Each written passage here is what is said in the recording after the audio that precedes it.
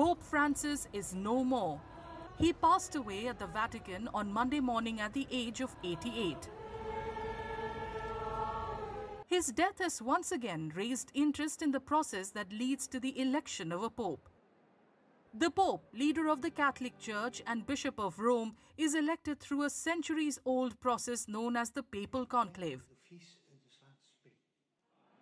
After the resignation or the death of the Pope, Roman Catholic cardinals from around the world are locked in the Sistine Chapel at the Vatican to elect his successor in a secretive and highly symbolic process.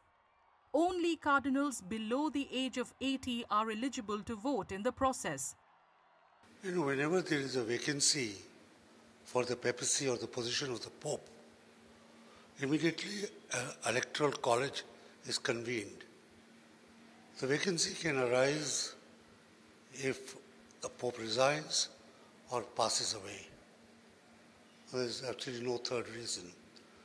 The electoral college for the Pope's election consists of all bishops of the rank of cardinal, who must be not more than 80 years of age. So all cardinals who are up to 80 years of age are called the electoral college. The election process normally starts 15 to 20 days after the resignation or death of the Pope to give enough time for cardinals from all over the world to assemble at the Vatican.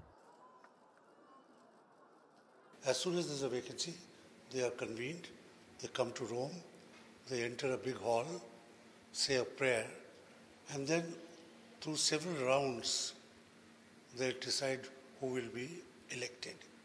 Many reasons come into place. Nationality is one reason, sometimes a powerful reason. Fame, known person, hardliner, softliner. Many reasons why somebody is preferred and somebody is not preferred. Somebody who is very likable, who will take everybody with him, like Francis himself. Smoke plays a significant symbolic role during the process of electing a new pope.